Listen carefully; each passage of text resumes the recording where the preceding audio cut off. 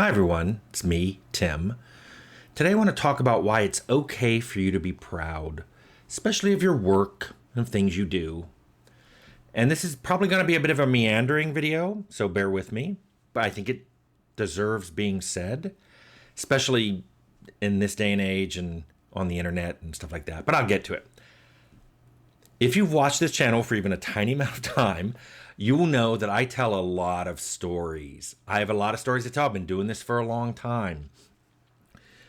The memorable stories are when something goes wrong and then it gets fixed. And I've had several people leave comments to the effect of, how come this is always about someone else doing something wrong? How come it seems like you're surrounded by all this incompetence? How come it's never you? Well, first of all, I do have a lot of videos of me doing the wrong thing. I have a whole video called Learning from Failure, My Failure. I have a video about how my ideas got rejected for better ideas from my teammates. I have a whole video about my bad skills that I've attempted for decades to improve, and they haven't gotten any better. I even have stories where I was the bad guy. I literally have told some stories where everybody said I was the villain of the story. So apparently I can't do enough of those videos for some people to go, nope, it's not enough. So I thought about this. Look at it this way. I've been in the industry a long time. I've worked with hundreds, probably thousands, or even tens of thousands of people. If everybody is spectacularly wrong one time in their career, then that will give me one story about me being wrong and hundreds of stories of other people being wrong. That's just how math works. And guess what? When you run a project like I have, whether it's a project leader or a director, you see the causes of what went wrong. So you see when it was something you did, and you see when it's something someone else did. Sometimes it's something someone else did and you should have caught it. You're often held responsible for other people's mistakes. But when you're trying to tell stories about how, if you're going to do a game and you're going to have these features, this is how you kind of want to avoid these mistakes, you're going to have to talk about the mistakes. But what's interesting about this is, despite all these videos, I see a trend lately in people calling me entitled. Although this is kind of an internet trend. Whenever anyone says something someone doesn't like, they trot out entitlement, which kind of is horrible for the people who really are acting entitled, because now that everybody calls everybody else entitled, it's kind of losing any meaning. But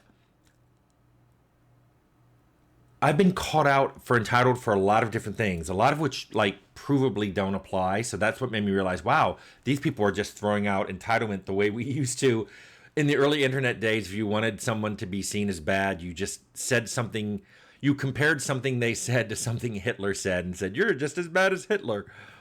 Now that's gone, and now it's all, you're entitled, and here's why.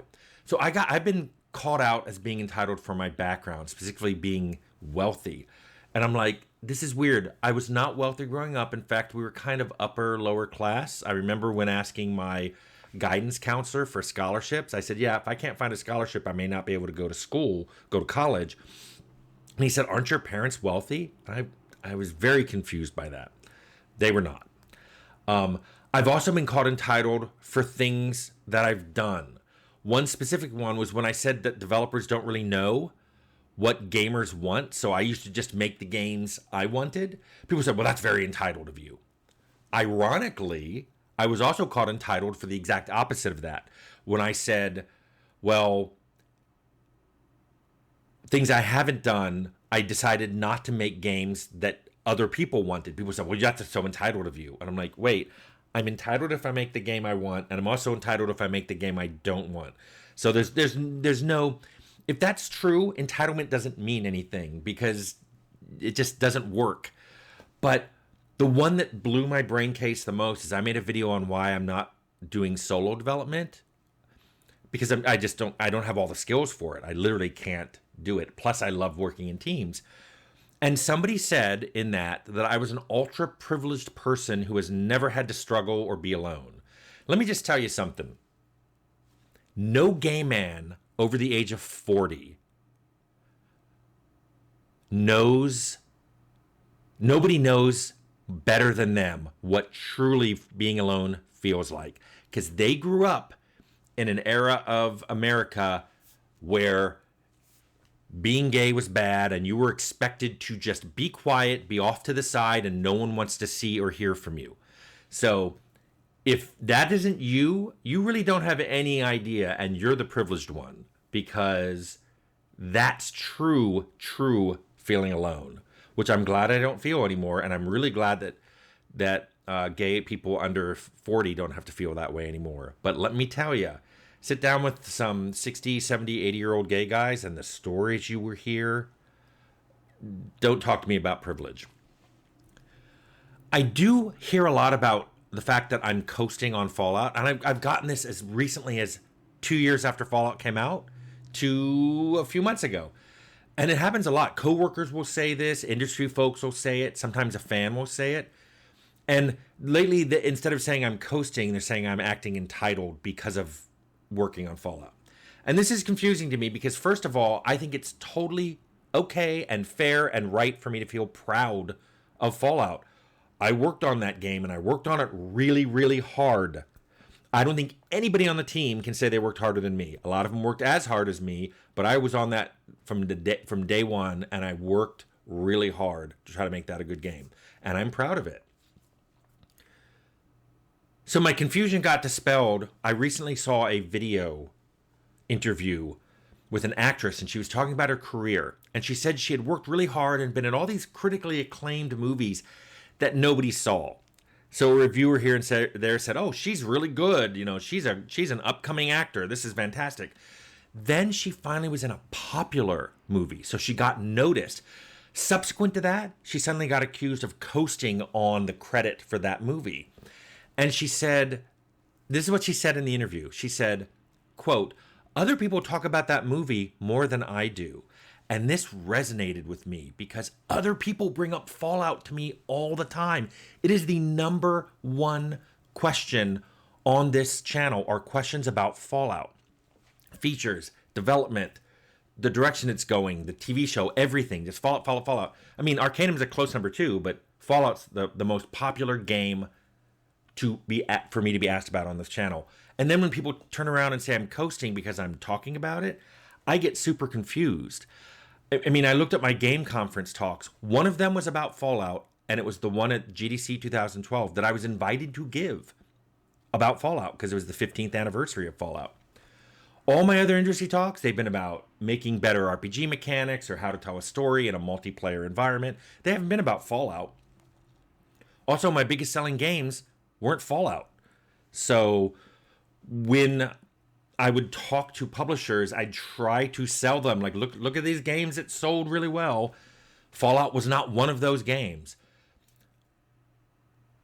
As I said, people ask a lot of Fallout questions on this channel, and they ask a lot of Arcanum ones.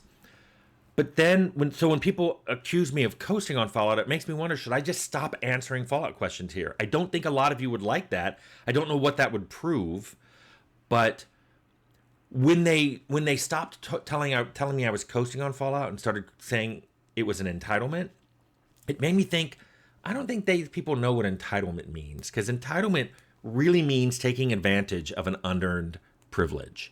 And guess what? I can think of lots of times during my career where I did take advantage of unearned privilege.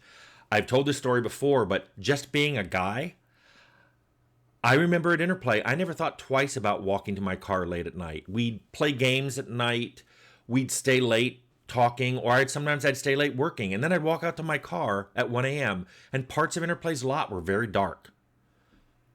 I never thought twice about it. And then one day, an artist told me that she didn't like walking out, leaving the company late, especially when no one else was around, because of how dark the parking lot was. And I thought, wow, that's my male privilege. I don't think twice about it. I stay when I stay at work if I feel like it, and I leave when I want.